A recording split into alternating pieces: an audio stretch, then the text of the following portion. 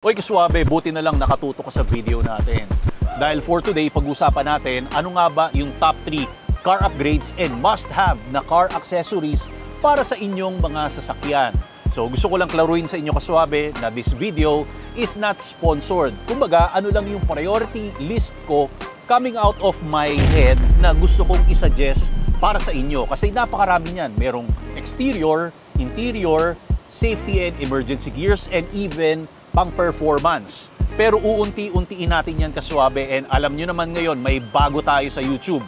Yun yung tinatawag na YouTube Shopping, and made possible yan ng Shopee. And ang Shopee naman, alam natin na marami ka ng i-add to cart dyan. Yes! Okay, pati nga ng listahan mo. Mga good items, nandito ngayon yan sa Shopee, so nagtulungan sila ng YouTube.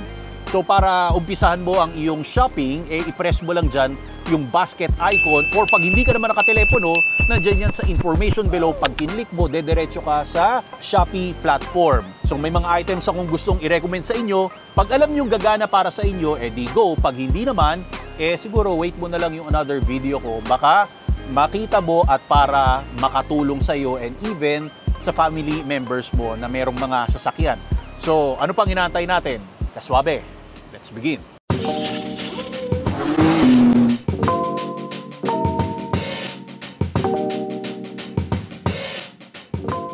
Para sa unang swabe item na pag-usapan natin, it's all about the shoes of our car, kaswabe.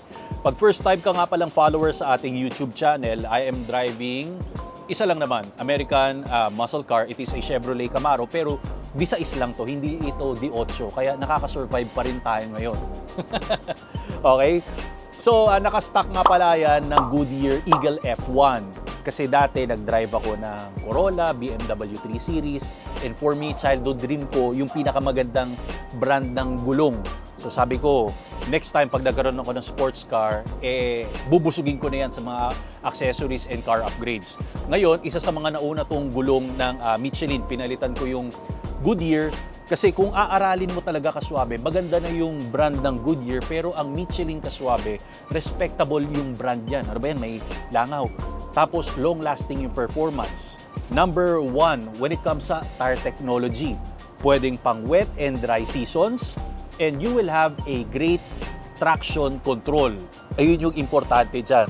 Kasi out of 500 reviews kaswabe na ginawa ko, okay, half of it, mga 250 doon, mga premium yan ng mga sasakyan, combination of sports cars, performance cars, mga luxury na SUV. Aba, 70 to 80% doon, Michelin yung ginagamit nila. Kaya anong maaasahan natin pag Michelin yung pinili nyo kaswabe? Nandyan yung super safe and very reliable yan, long-lasting and longer life meron. Mas nagiging quiet yung ride natin dahil ang ganda ng tread.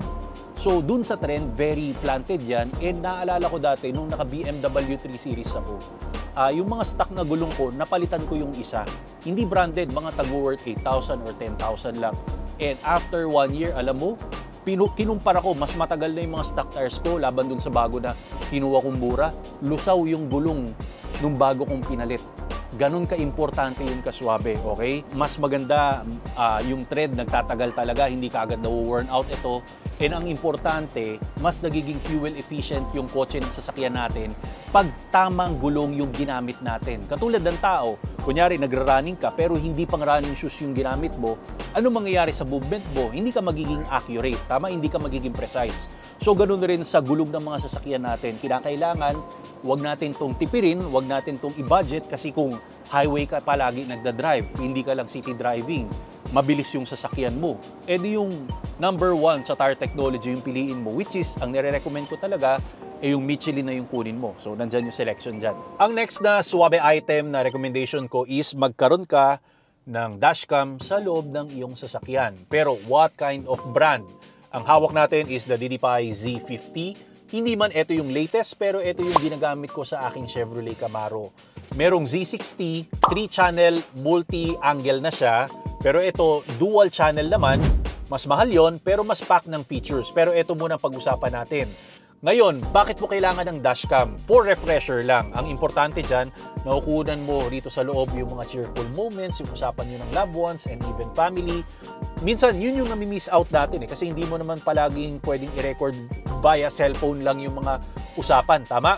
Siyempre, protection mo yan as a driver, pasahero mo, and even sa sasakyan natin. Pag mag-claim ka ng insurance, importante din yan. At higit sa lahat, makakatulong ka sa ibang tao pag meron kang dashcam kasi nakikita mo yung nangyayari sa paligid mo.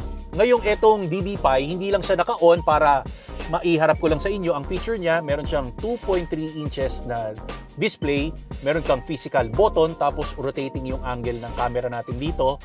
Okay? Mas affordable to sa Z60. Ngayon, naka-night vis technology na ito, which is paggabi, mas clear yung resolution natin kasi naka 4K na rin siya and sa likod naka 1080p naman tayo. Super capacitor na rin ito kaswabe, ibig sabihin kahit anong init ng temperatura, very durable ito. Kayang-kaya niyang saluhin. Kahit yung init ng ulo natin pag traffic na, walang problema dahil yung Z50 natin ay naka-super capacitor na. So para i-check mo lahat ng features, i-click mo na lang dyan sa basket icon natin. Kaya ito ang second recommendation ko. Kinakailangan meron kang magandang brand ng dashcam sa loob ng iyong sasakyan. Para sa last na swabe item natin ay yung EWD or yung Early Warning Device. Ano nga ba yan? So yung nasa baba natin, dalawang triangle na traffic sign yan with anxiety and exclamation. Ito yung kakambal nung spare tire dito sa likod and jack natin na hindi mo alam kung nawawala na or nandyan pa din siya. Pwede mong i-check rin sa sasakyan mo kung totoo yung sinabi ko. So paano gamitin? 4 meters away yung kulay dilaw sa likod ng sasakyan natin. Siyempre on the road yan and 10 meters away naman yung kulay pula from dun sa dilaw, which is hindi ko lang alam kung accurate nga ba yung pinagsasabi ko rito, pero you can do the research kaswabe and wag lang natin iasa na hazard light yung gagamitin natin pag mayroong mga disgrasya or kung ano bang unexpected situation na nangyayari. Ang benepisyo niyan kaswabe, bonus visibility. Ibig sabihin, para kang merong disco light sa kalsada, kaya lang triangle nga lang, okay? Perfect yan kasi para kang may red carpet para sa mga MMDA. So, pogi points rin sa traffic yan. Ibig sabihin, pag nasiraan ka, hindi ikaw yung tao na parang sinabi mo na, bahala na si Batman kung anong mangyari. Ang pinaka-benepisyo niyan kasi kaswabe, kumbaga ang seatbelt para sa kaligtasan ng driver, ang mga EWD natin dito is para sa lahat ng pasahero natin sa loob ng sasakyan. Kasi pag nasa road, tandaan mo to kaswabe, hindi uso ang it's a surprise, di ba? Parang ganon. Walang surprise. Kinakailangan safety tayong lahat.